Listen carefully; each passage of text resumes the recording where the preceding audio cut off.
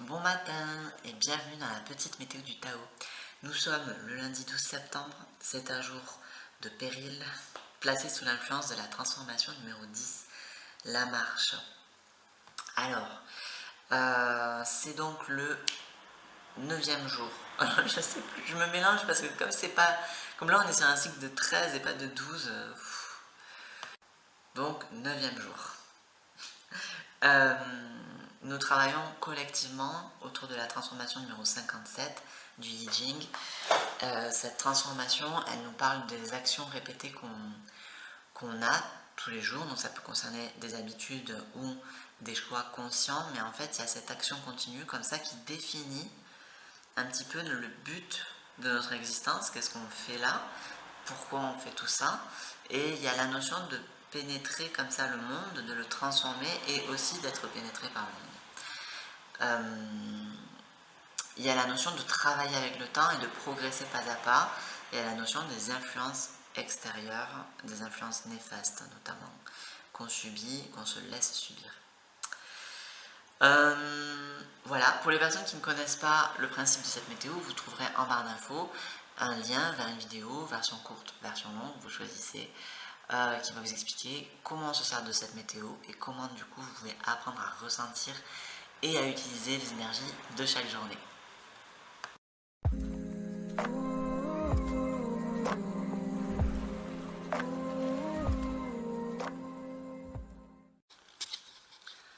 Alors le jour de péril, c'est le jour où il y a une transition qui s'effectue entre la première partie du cycle et la deuxième. Donc on a déjà posé cette action qui nous permet de balayer les anciens schémas. Et aujourd'hui on digère en fait. L'outil que nous donne l'univers, c'est un outil pour digérer, pour faire passer la pilule. Tout est... c'est un petit peu instable en fait. C'est comme si on avait gravi une montagne. Là on se retrouve au sommet et donc on n'a plus rien à quoi s'accrocher et le risque c'est de tomber. Donc plutôt le conseil c'est de rester dans l'inactivité et d'observer, d'essayer de voir jusqu'où porte notre regard puisqu'on découvre un nouveau paysage. Voilà, c'est quand même tout l'intérêt d'un jour de péril.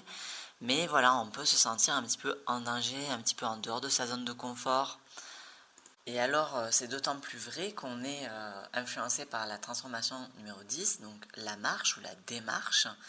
Et l'image de cette transformation, c'est quelqu'un qui marche sur la queue d'un tigre et le tigre ne le mord pas. Mais en fait, c'est l'idée que le fort côtoie le faible et qu'en fait, ça se passe bien. Le fort est tellement fort qu'il ne va pas aller reprocher au faible de lui avoir marché sur la queue. Mais quand même, il s'agirait de ne pas outrer comment dire, le mouvement, le fait que ça se passe si bien que ça, parce qu'il ne manquerait pas grand-chose pour que ça se passe mal quand même. Et par là, en fait, on a l'image de la manière correcte de se conduire, y compris pour le tigre, en fait.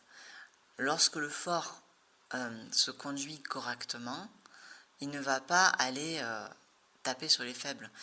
Il y a une phrase comme ça que j'aime bien qui décrit un petit peu l'inverse. Ça parle d'une personne qui est, je crois, qui est forte avec les faibles et faible avec les forts.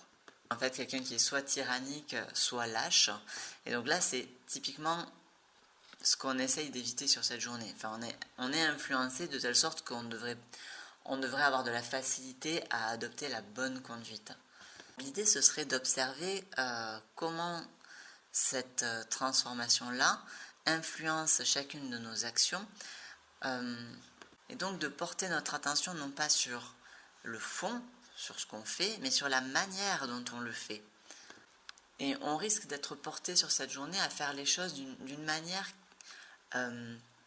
déjà par rapport à l'influence de la transformation, mais aussi par rapport aux différentes prises de conscience qu'on a pu avoir sur ce cycle.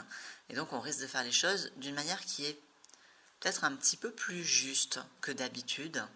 Et donc l'idée, ce serait de simplement observer. Voilà, d'être dans une forme d'imprégnation qui va bien avec la digestion finalement. Vous voyez ? mais d'imprégnation à travers l'observation de nos manières qui seraient un petit peu plus justes que d'habitude sur cette journée, voilà, sur les différents actes. Mais c'est pas des actes, du coup voilà, les actes qu'on a à poser, là où par exemple sur un jour de destruction, l'acte avait son importance, là non. Là on fait notre journée comme d'habitude, sauf que on essaye de sentir en quoi nos actes sont plus justes, enfin nos manières sont plus justes que celles de d'habitude. Il y a une notion de tension sur cette journée, il y a une vigilance accrue. On n'est pas non plus, alors déjà avec la fonction du jour de péril, on est dans un inconfort, dans une vigilance, mais avec la transformation de la démarche, on est aussi dans une forme de tension.